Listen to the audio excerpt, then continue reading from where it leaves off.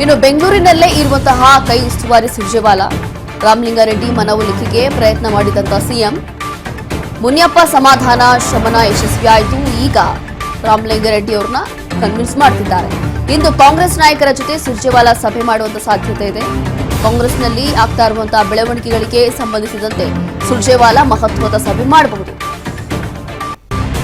Taj West End ಹೋಟೆಲ್ನಲ್ಲೇ ವಾಸ್ತವ್ಯವನ್ನು ಹೂಡಿದ್ದಾರೆ ಸುರ್ಜೇವಾಲಾ.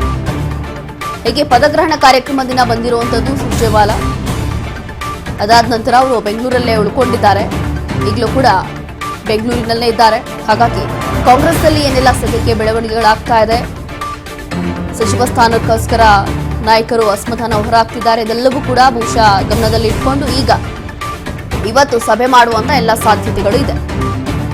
ಇಂದು ಕಾಂಗ್ರೆಸ್ ನಾಯಕರ ಜೊತೆ ಸುರ್ಜೇವಾಲಾ ಒಂದು ಸಭೆ ಮಾಡಬಹುದು. ತಾಜ್ ವೆಸ್ಟ್ ಎಂಡ್ ಹೋಟೆಲ್ನಲ್ಲೇ ಇವಾಗ ಸದ್ಯಕ್ಕೆ ಸುರ್ಜೇವಾಲಾ ಇಲ್ಲೇ ಉಳ್ಕೊಂಡಿದ್ದಾರೆ ಅನ್ನುವಂಥದ್ದು ಕೂಡ ಗೊತ್ತಾಗ್ತಾ ಇದೆ. ಹೀಗೆ ಒಂದೊಂದೇ ಸ್ಫೋಟ ಆಗ್ತಾ ಇದೆ. ಕಾಂಗ್ರೆಸ್ ರಾಜ್ಯ ಕಾಂಗ್ರೆಸ್ನಲ್ಲಿ ಕೇವಲ 2 ದಿನಕ್ಕೆ ಮುಖ್ಯಮಂತ್ರಿ ಆದ ನಂತರ ಡಿಕೆ ಶಿವಕುಮಾರ್ ಮುಖ್ಯಮಂತ್ರಿ ಆದ ನಂತರ ಈ ರೀತಿಯಾದಂತಹ ಬೆಳವಣಿಗೆಗಳು ಅಥವಾ ಇಷ್ಟು ಬೇಗ ಇಷ್ಟೆಲ್ಲ ಆಗುತ್ತೆ ಅಂತ ಹೇಳಿ ಯಾರು ಅಂದ್ಕೊಂಡಿರಲಿಲ್ಲ.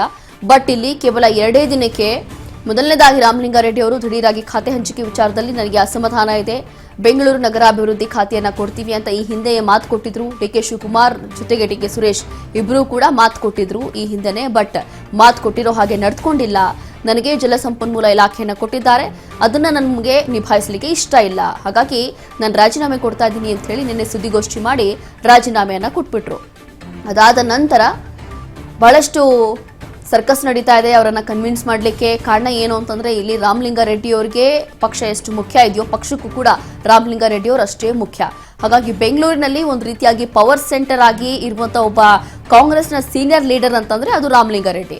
ಹಾಗಾಗಿ ಎಲ್ಲರಿಗೂ ಕೂಡ ಗೊತ್ತಿದೆ, ಇಫ್ ಇನ್ ಕೇಸ್ ಅವರು ರಾಮಲಿಂಗಾರೆಡ್ಡಿ ಅವರು ಈಗ ಮುನಿಸ್ಕೊಂಡಿದ್ದಾರೆ ಅಥವಾ ಅವರೇನೋ ರಾಜೀನಾಮೆ ಕೊಟ್ಟಿದ್ದಾರೆ, ಮುಂಬರುವಂತ ದಿನಗಳಲ್ಲಿ ಇದು ಯಾವ ಮಟ್ಟಕ್ಕೆ ಎಫೆಕ್ಟ್ ಆಗ್ಬೋದು. ಅದರಲ್ಲೂ ಕೂಡ ಬಹಳ ಪ್ರಮುಖವಾಗಿ ಇಲ್ಲಿರುವಂತಹ ನಾಯಕರು ಜಿಬಿಎ ಎಲೆಕ್ಷನ್ ಮಾತ್ರ ಈಗ ಗಮನದಲ್ಲಿ ಇಟ್ಕೊಂಡಿದ್ದಾರೆ. ಜಿಬಿಎ ಎಲೆಕ್ಷನ್ ಸಂದರ್ಭದಲ್ಲಿ ಇಲ್ಲಿ ರಾಮಲಿಂಗಾರೆಡ್ಡಿ ಅವರ ಸಪೋರ್ಟ್ ಇದೆಯಲ್ಲ ಅದು ಬಹಳ ಬಹಳ ಬಹಳ ಮ್ಯಾಟರ್ ಆಗುತ್ತೆ. ಹಾಗಾಗಿ ಇದೆಲ್ಲವೂ ಕೂಡ ಗಮನದಲ್ಲಿ ಇಟ್ಕೊಂಡಿರುವಂತಹ ಕಾಂಗ್ರೆಸ್ ನಾಯಕರು ಹೇಗಾದ್ರೂ ಮಾಡಿ ಈಗ ಕನ್ವಿನ್ಸ್ ಮಾಡಲಿಕ್ಕೆ ಮುಂದಾಗ್ತಾ ಇದ್ದಾರೆ.